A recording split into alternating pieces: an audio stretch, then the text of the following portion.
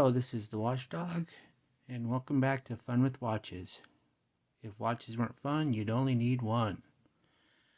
This is part 2 of the Watchdog's watch collection.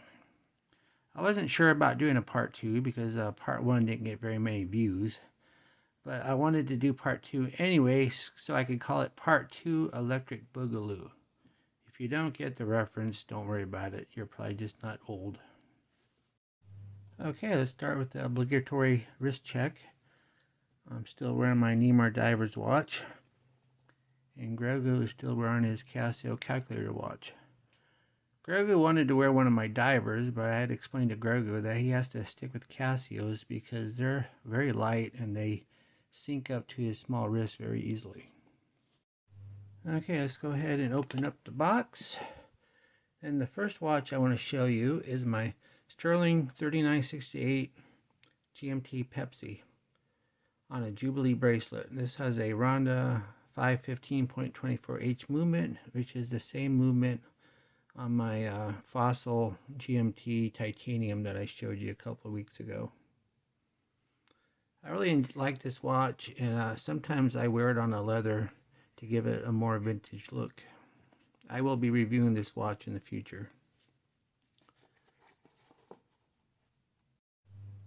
The next watch is one of my oldest watches. It's from 1969.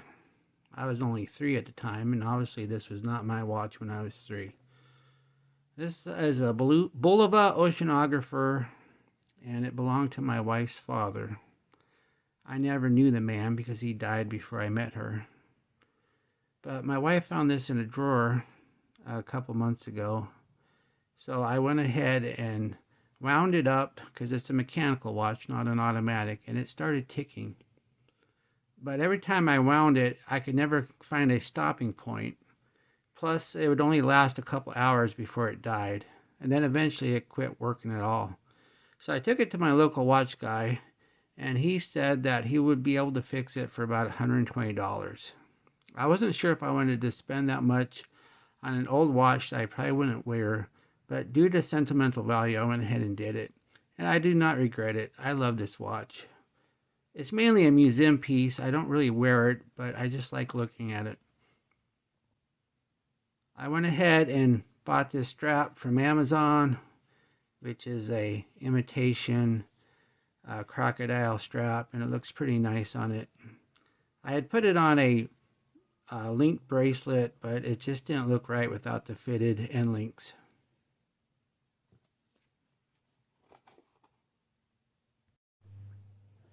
Here's my other dress watch. It's an Armatron diamond watch that my wife bought me for Christmas one year. It's got a nice blue sunburst effect. It's just your basic dress watch, and it's nice to have a blue watch for when the black Bulova doesn't fit. Here is the legendary Casio MV106 Duro, also known as the Marlin. This is the watch that billionaire Bill Gates wears. I guess he doesn't want to seem too pretentious with his wristwatch choices, although he's not at all unpretentious about his car choice. I don't know if I'll be reviewing this watch or not, due to the fact that it's been reviewed to death, because it is so popular.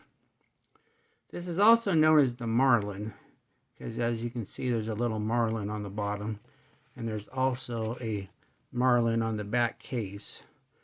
According to Jody from Just One More Watch, Casio is losing the license for this Marlin image, and future models will not have it. So that's why I bought this watch last Christmas with some Amazon gift card money. I wanted to make sure my Marlin had a Marlin on it. This is the newest watch in my collection, the mighty Casio GShock. This is the GD350. I wasn't sure if I'd own a GShock, even though they're very popular among watch reviewers. But I found this on Facebook Marketplace for $25. The original owner said he only had it for about 6 months, and I just couldn't pass up this deal. Having bought the watch, I'm very happy with it, and I will probably be reviewing this watch. The last watch in my collection is this fun Disney watch with Mickey, Goofy, and Donald. I used to wear this on Disney Watch Friday before I got my Invicta. It's made by SII, which is owned by Seiko. I guess the Disney watches used to always be Loris, which is also owned by Seiko, and then they switched it to SII. I put this leather strap on it that I found on Amazon, and then I also put a deployment clasp on it that I got at AliExpress for $2. If you're ever looking for a deployment clasp for your leather watch bands, they have them very cheap on AliExpress. Of course, there's nothing express about AliExpress, as you can often wait 6 to 8 weeks for one. Well, that's it for my watch collection. I do have my other B box, so we'll see how popular this video is and see if there's going to be a part 3 or not. Thank you for watching this video. Please like and subscribe. Bye.